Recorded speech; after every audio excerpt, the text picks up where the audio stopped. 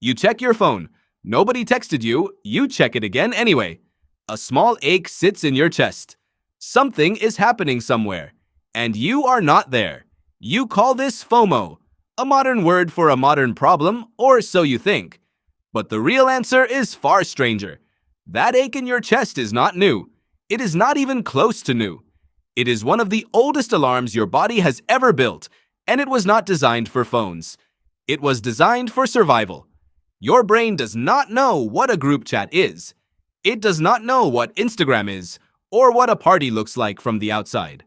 All it knows is one very old, very simple equation.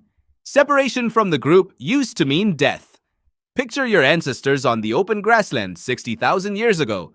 No walls, no locks, no 911. A human alone out there was a human on the menu. Lions did not care how clever you were. They cared whether you were isolated.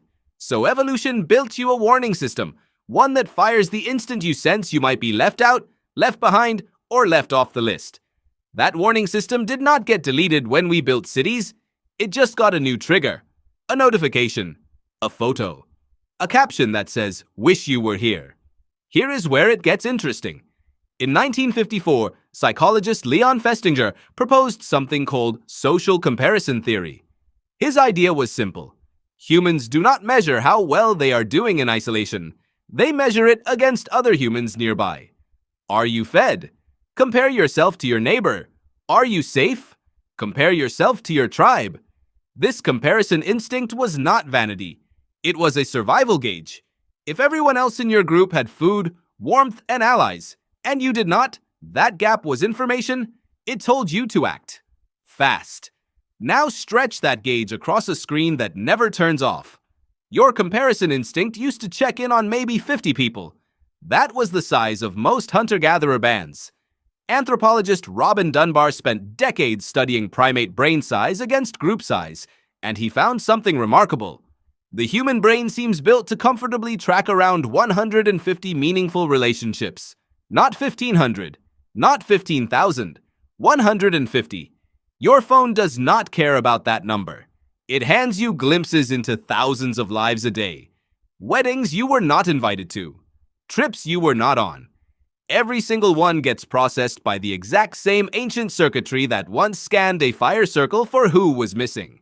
Your brain cannot tell the difference between a real exclusion and a photo of one. It just sounds the alarm every time. Why does the alarm feel like fear instead of simple sadness?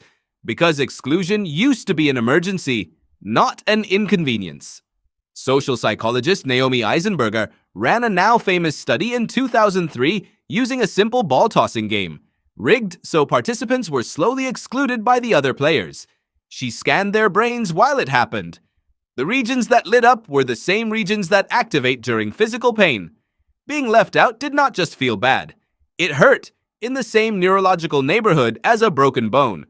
Your ancestors were not being dramatic when isolation terrified them. Their brains were telling the truth. Alone meant unprotected. Unprotected meant likely dead. So when you feel that low, quiet dread scrolling through a party you were not invited to, you are not overreacting. You are running software that is roughly 200,000 years old, executing exactly as designed. The tribe is gathering somewhere, and some very old part of you needs to know, am I still in it?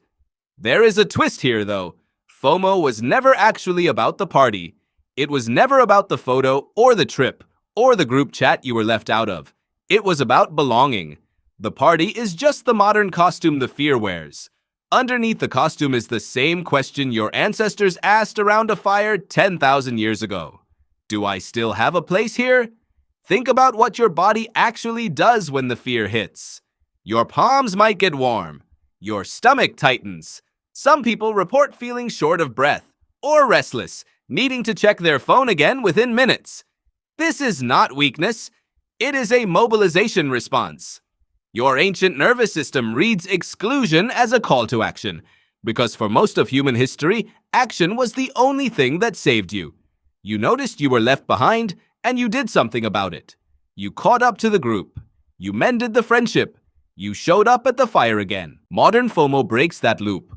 You see the exclusion, but there is no fire to walk back to. There is only a screen and a photo that already happened, and people who are not thinking about you at all. The alarm goes off, but there is no action that resolves it.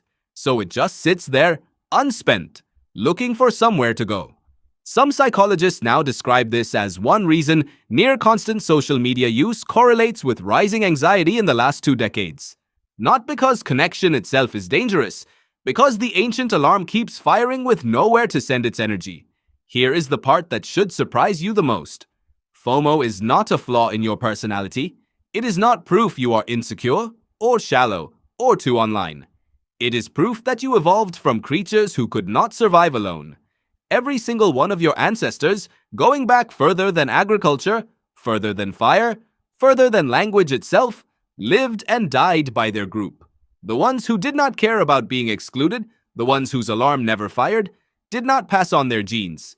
You are descended, in an unbroken line, from individuals who felt the sting of being left out and did something about it. So the question is not how to shut the alarm off completely. You cannot. It is wired in too deep. The real question is how to give it what it is actually asking for. Not more scrolling, not more comparison. What it wants is what it has always wanted.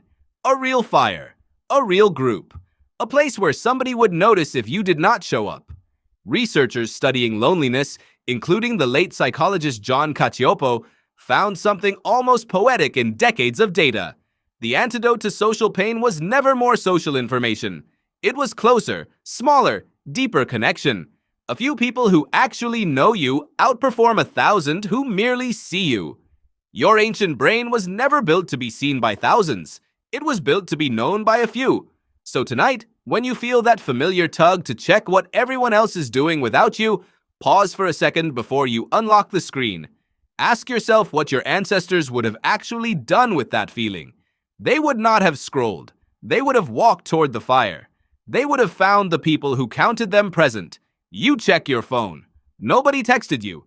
But this time, you notice the ache for what it really is. Not proof that you are missing out. Proof that some ancient, tireless part of you has never stopped looking for its tribe.